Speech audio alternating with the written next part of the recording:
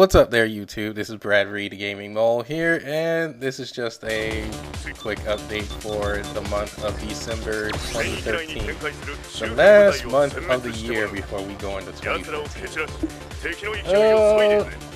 I don't really have much news, well, especially in terms of good news. I generally have bad news. If you haven't been watching lately, I actually, about last week or a week before, I actually mentioned that I'm going to have I'm pretty much going to cut off doing live streams or watching live streams in general. And that's generally on the reason that I actually received a letter in the mail from my internet service provider Comcast that says that I have been exceeding my internet usage limit of 300 gigabytes per month, and if I go over it again, then they'll start charging me a fine for going for it every time I go over. And honestly, at first I didn't think there was limit as to how much space you can use for at-home internet. I thought it only applied on the phone. But it turns out that it actually happens for the internet as well. And basically, it's something that apparently they've been trying to do since 2012, and apparently some courthouse or somebody said no, you can't do this. But now apparently I guess they got it approved, and it's supposed to help people with internet traffic. I don't know what the whole deal is.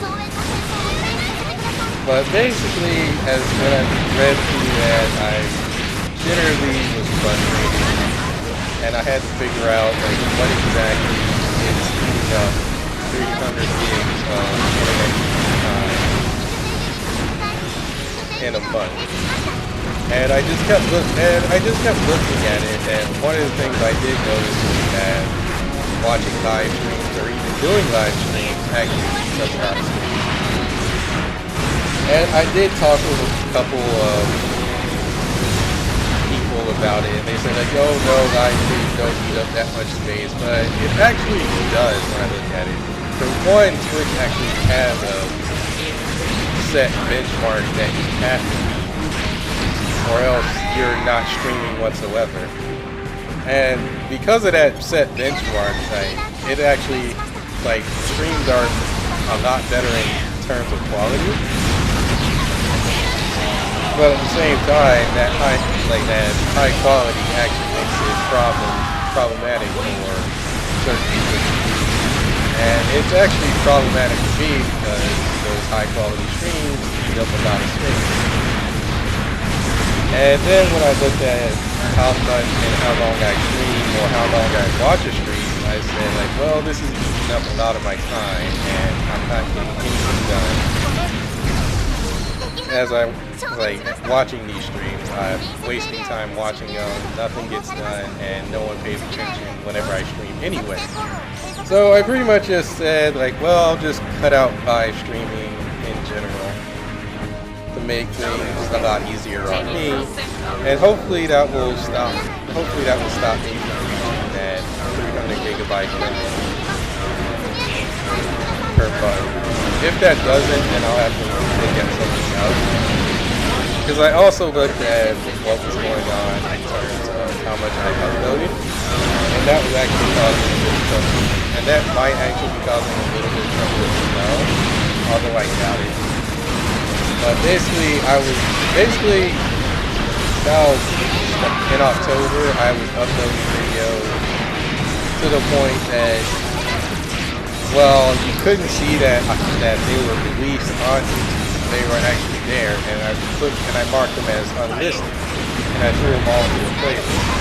That way, if anyone actually wanted to watch videos or just wasn't satisfied with just one video a day or however, they could just go to that particular game's playlist and continue watching at their own leisure instead of waiting for the next video to come out whenever.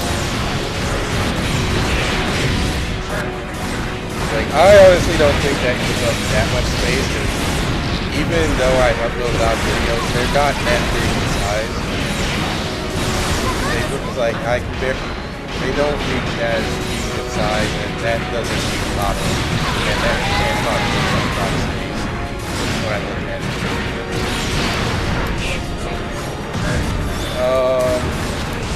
What else is there?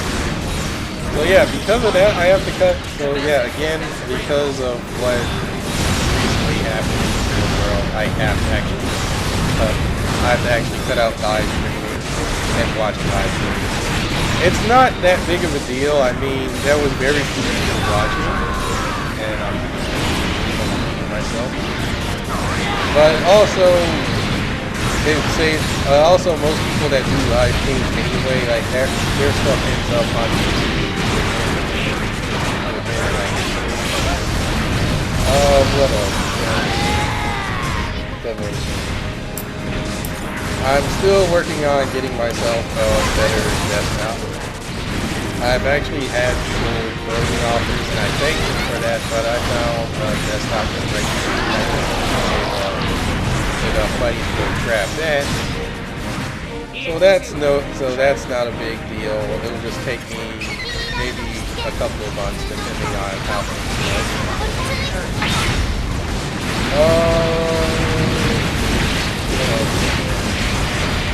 I did have the intent of trying to get the PlayStation 3 version of Skylanders Clockwork. Like, one, because it obviously has better quality than the Wii version, and there's actually a comparison video between the two graphics, and a lot of people complain about that. And for me, this is like my first time in gaming that I've actually gave a complaint about how the graphics look between two different versions of the game. And if you actually look at the comparison video, or just look up the version and then look up like 360 PS3 version, you'll see there's a major difference in graphics. And honestly, it does bother me that that level of graphics is so different, especially seeing as how the Wii version was when I compared when I go from Giants to Swap Force. I'm like, the graphics took a huge step down. And the thing was, I actually entered this. There was a contest I entered to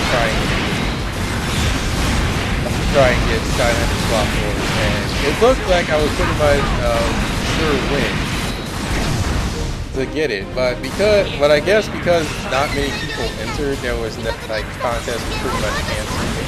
Because the first time it just went like, oh, just sign in and you'll get like have a chance to win the game, and a ton of people signed in, but then the guy just changed his rules at the end of the month, or the deadline, or like 3 days before the deadline, and they're like, hey, like here's what you do, like you submit your artwork.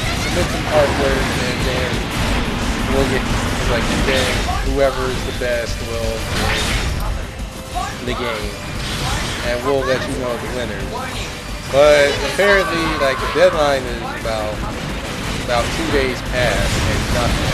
I've gotten no word whatsoever about the game. So I've looked into trying to get the PlayStation 2 version myself, but it doesn't look like there's any out there that's actually available without paying full price for what I just did for the same game.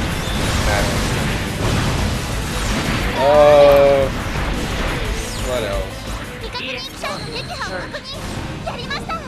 I can't really think of much else to mention. I did buy both versions of Soul Calibur 2 HD Online, but I honestly think this is probably a disappointment in regards to how popular the game is. And that's because a lot of people complain about the online netcode, which I didn't really find too many problems with, because it's about the same amount of problems as I would find with Street Fighter, any other fighting game that's online. And it's generally Namco Bandai that's behind it. graphics, I don't expect them to have like insanely great next-gen. But also because of the fact that Xbox One came out and their Killer Instinct, which only has like 6 characters, whatever. Like, a lot of people love that game. Yeah. And then there's also the fact that there's a ton of people that just went out and paid like $100 and some odd bucks just to get Blades of the Chrono Phantasm instead of waiting until for